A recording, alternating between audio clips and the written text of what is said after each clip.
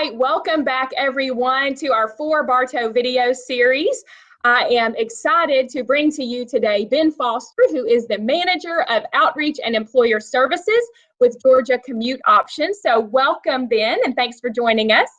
Hi, Cindy. Thanks for having me back here in my new office. Yes, absolutely. We all have new offices, and that's exactly where we're going to go today, is talking about working remotely. So that's a good segue into where we are. So let's set the stage, though. Georgia Commute Options. Maybe our viewers have heard the name, maybe they have not. So give us an overview of Georgia Commute Options. What is that all about? So Georgia Commute Options is a program of the Atlanta Regional Commission. We serve the 20-county region, and we work with employers and commuters to basically change their commutes. Our goal is to reduce drive-alone commutes by proposing alternatives such as biking, walking, transit, and telework. Awesome. And so we have formalized programs and services to assist employers and commuters throughout the region.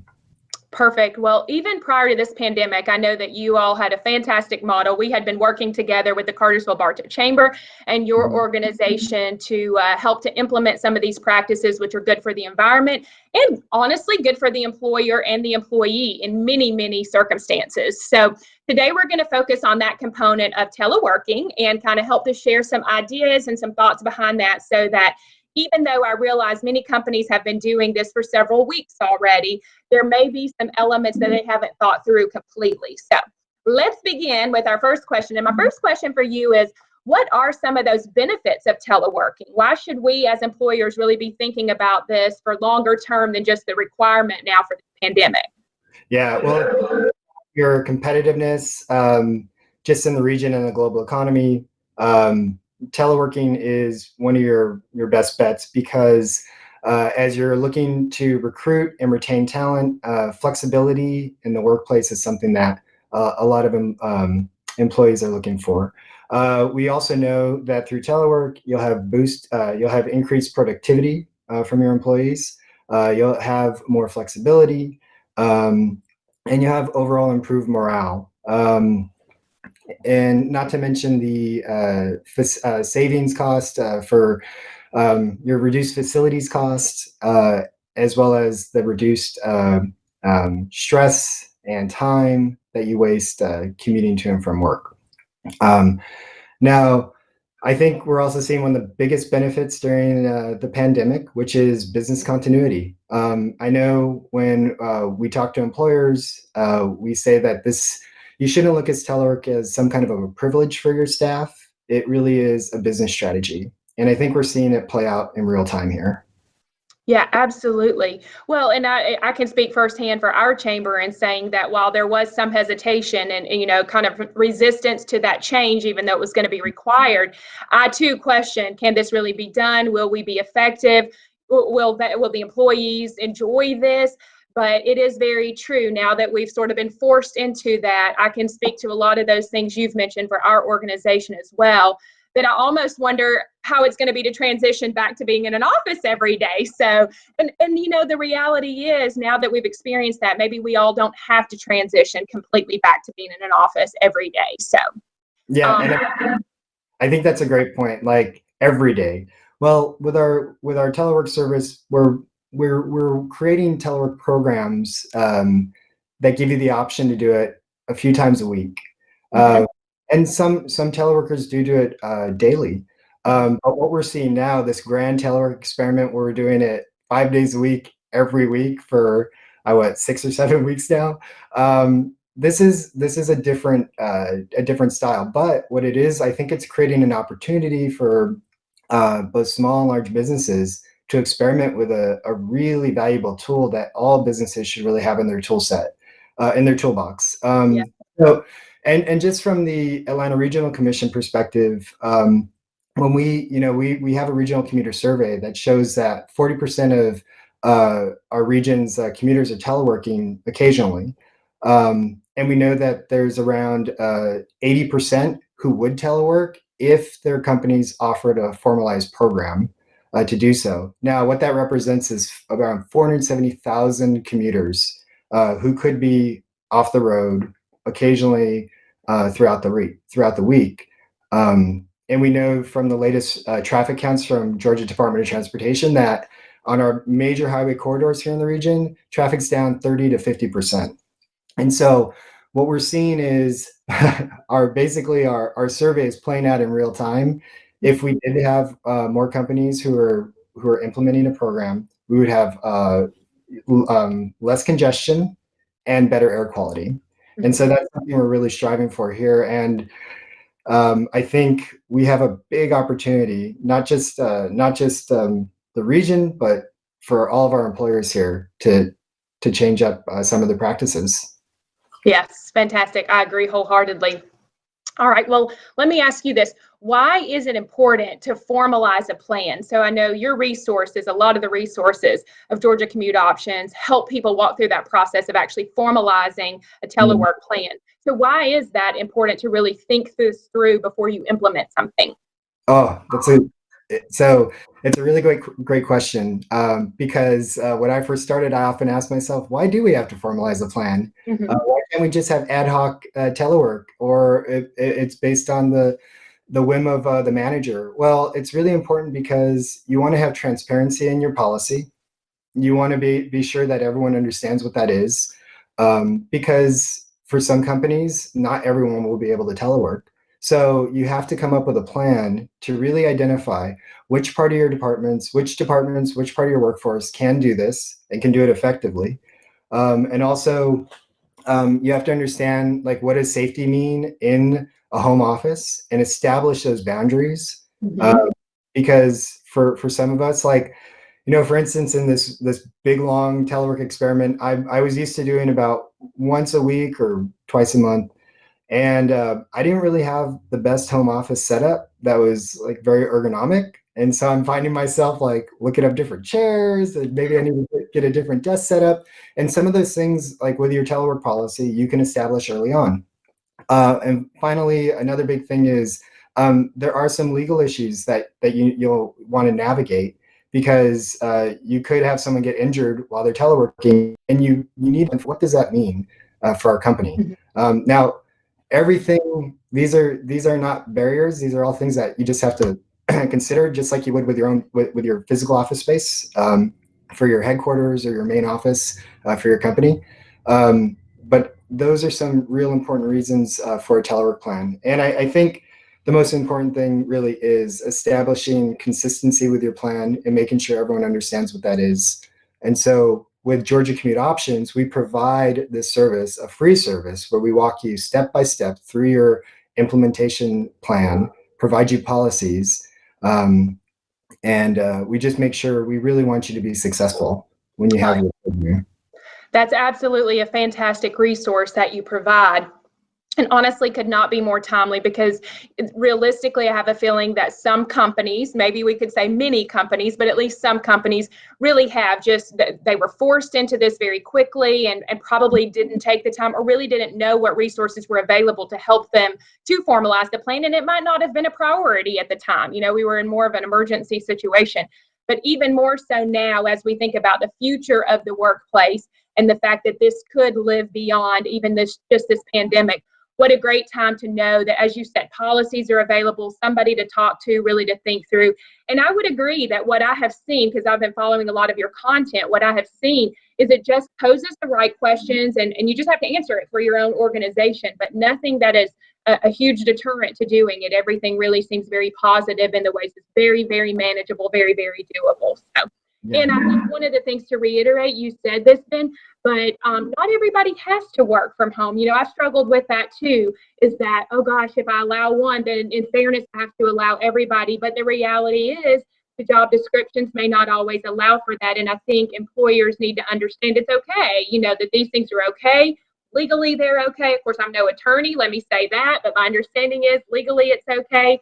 And just putting kind of all the understandings in place. If you have children at home, communicate what the expectations are, and even just those little tips that I've taken and used during this time have really been very helpful. So, and in one of your previous interviews, you had Styles Auto Collision, yes. small business of the year, and so we know that not all of the employees are going to be able to telework, but some of them will. right? Yes. And so it's establishing what that looks like. And, Frankie could tell you like, yep, we have maybe, 10 or 15% of our workforce. And from a congestion point of view, when you start removing cars from, just daily commuting, then you start seeing some real positive impacts to the region. Yes. Yes. Okay. Perfect. Well, one last question and then we'll begin to wrap up. But what are your top recommendations for establishing a telework system? Give us some tips here. Yeah, well, if you go to the Georgia Commute Options website, we have a quick start guide, and in that guide, I won't be bashful. I'll just read out what we recommend. But first, the number one thing is to determine your needs. Again, so it's like establishing what part of your workforce can do this, and what does manager buy-in look like? Like how do you set manager expectations? Second, you want to assemble a plan. And so that's a lot of the IT work. So that's going to be, what are your communication technology platforms? Like, how are you going to use Teams? Are you going to use Slack? What's the best way to communicate? And also, if you have a VPN or you need to like connect to your server to access data or files, like what does that look like, and how effectively are you going to be able to train up your workforce to use that? And finally, you got to prepare for launch and prepare to tweak your program as you go through it. So those are the big steps. But in terms of right now, in the situation we're in, the number one thing we're gonna have to use is our empathy, because we are, quite a few people are put in new situations with schools closed. I know for me, I got my little ones who I'm surprised they have not busted through the door right now. I got a lot of people walking their dogs in the neighborhood, which is driving my dog crazy. And so Yes. you heard her in the background. And so really being, as a manager, very empathetic to what your staff might be going through. And so there are ways as managers where you can like set the goals for your employees during this time. And this will be really valuable when you come out of this and you start implementing your own intentional remote work program.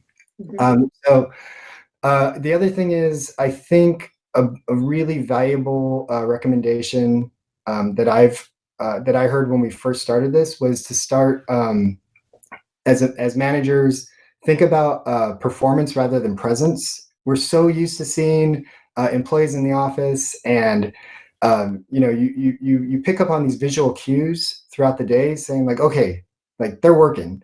Well, sometimes like that's not available to us now, and we can't we shouldn't be using our cameras and our technology to kind of have this like surveillance over employees. It's more about like, what did they set out to achieve in the beginning of the week, and then just follow up with them, but also build that trust with the staff and with your colleagues, knowing that the work's going to get done, but also knowing that some of them are going to have challenges, right? Yes. I think another big one is agree on what your project management system is going to be, or your communication system. So for instance, we've been using Teams a lot, and that has been really valuable because it did allow us to have those water cooler conversations sometimes through the different channels that you can create. And it took some getting used to, but after 6 or 7 weeks, we feel pretty comfortable communicating that way. And then, just, use the time to build trust, to build empathy. And I think those are probably my top recommendations right now. But what's going to be really great is we had our first round, Georgia Commute Options, we had our first round of telework webinars, and just seeing the need for specialized webinars dedicated to employees who are working right now and who are like me, just wondering, oh man, why is my back hurting? Oh, or is there a better communication system? Or like, how do I really set blocks of time so I'm more efficient and effective? And so we're creating a series, and I think later we can show the link But we also created a series for small businesses. So how can a small business really implement a telework program when they're coming out of this? And finally, we have a telework a webinar on what is everything going to look like post-COVID? What's the landscape going to look like? And why is telework going to be critical to ensuring that we're going to remain resilient and competitive in the future? Mm-hmm. Oh, that's awesome. Yes. And I will say, yes, we will. We'll provide all those links. You've mentioned a survey. You've mentioned webinar links. Let me make sure that our viewers know we now have a webinar calendar that is available on Cartersville-Chamber.com. We removed the events calendar because we had recurring events on there that obviously were not happening because they were gatherings of large groups of people, but we've now added simply a webinar calendar so that you know what trainings are coming up. You can quickly just look at one calendar and see everything. We'll make sure that those are added, Ben, so thank you for that. I know you're going to send that over, but we'll also make sure below this video that we include the link to sign up to those, the webinars that you have coming up.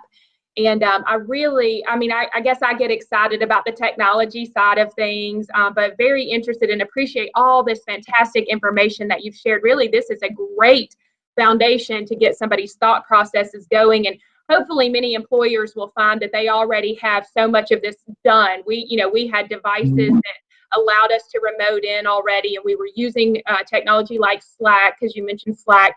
But even if not, truly, sometimes it can seem just kind of like a lot, but it's really not. And I guarantee you there's somebody on your team. If it's not you that feels extremely comfortable with this, I guarantee you there's somebody on your team that can set it up just like that. And then you just take a minute to get to know how to use these things. And but I appreciate, of course, all of the work that you and your colleagues are doing throughout, before, during, and post COVID-19. So thanks for sharing the information. Is there anything else you want to add before we wrap up here? I think that I did have one thing, Cindy, and I think something that's really emerging from this, and though this is business unusual, right?